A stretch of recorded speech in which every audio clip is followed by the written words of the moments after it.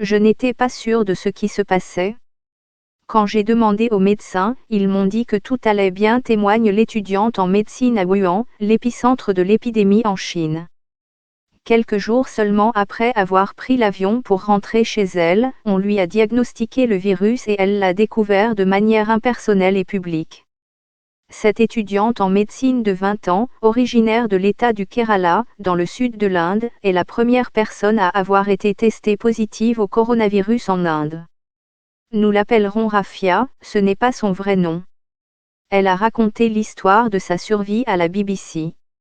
Elle a été admise à l'hôpital avec 4 autres personnes, qui ont toutes été autorisées à rentrer chez elle. Tedros Ghebreyesus, l'homme qui combat le coronavirus. L'Afrique peut-elle faire face au coronavirus?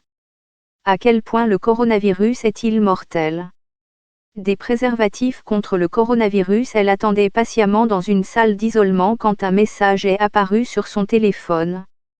Un de mes amis a coupé un extrait du journal télévisé et me l'a envoyé via l'application de messagerie téléphonique WhatsApp. Dans l'heure qui a suivi, les médecins sont venus lui dire qu'elle avait été testée positive. Elle devait rester plus longtemps pour se faire soigner. Je savais que le virus touchait principalement les personnes âgées et celles souffrant d'une maladie respiratoire sous-jacente. Je suis restée calme et positive. Les autorités lui ont très vite demandé de donner les noms de tous ceux avec qui elle avait été en contact depuis son arrivée en Inde le matin du 25 janvier.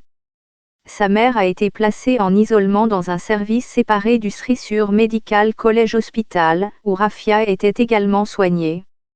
Mais ils n'ont pas été autorisés à se voir. Son père et son frère ont été maintenus en isolement à la maison.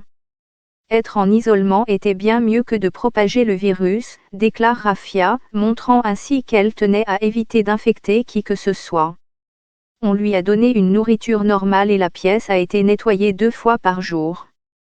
Elle dit que les médecins et les infirmières interagissaient avec elle sans montrer de signes de peur. Ils sont venus avec des équipements de protection individuelle pour faire des examens physiques. Ils étaient très bons. Nous avions eu des cours jusqu'au 9 janvier et les examens semestriels avaient lieu. Nous attendions tous avec impatience les 4 semaines de vacances. Le 20 janvier, nous avons découvert que la maladie se propageait très vite, alors nous avons décidé de partir et j'ai réservé mon vol. C'était avant le début des vols d'évacuation officiels que le gouvernement indien a envoyés en Chine. Elle est arrivée en Inde à l'aéroport de Kolkata, d'où elle a pris un autre avion pour Cochin, dans le sud de l'Inde. J'ai subi un contrôle thermique à l'aéroport de Kolkata et à l'aéroport de Cochin. Je ne présentais aucun symptôme, dit-elle. Le lendemain, elle a reçu un message de l'ambassade de l'Inde à Pékin, exhortant les personnes comme elle, venues de Chine, à se soumettre à des examens médicaux supplémentaires. Elle a fait un rapport aux responsables de la santé du district. Les contrôles n'ont rien révélé d'inquiétant. Mais 2 jours plus tard, le 27 janvier, elle s'est réveillée avec un mal de gorge et a réalisé que quelque chose n'allait peut-être pas. Pendant environ 20 jours, Rafia a été confinée dans une petite pièce et a vu le reste du monde à travers une fenêtre. Rafia et sa famille sont toujours en quarantaine à domicile, elle prendra fin dans les prochains jours. C'était une nouvelle expérience dans ma vie. Je n'étais pas inquiète pour moi. Je m'inquiétais pour ma famille et mes amis. Plus de 50 pays ont signalé des cas de coronavirus jusqu'à présent, et le nombre de décès dans le monde a dépassé les 3000, la plupart des décès se produisant en Chine.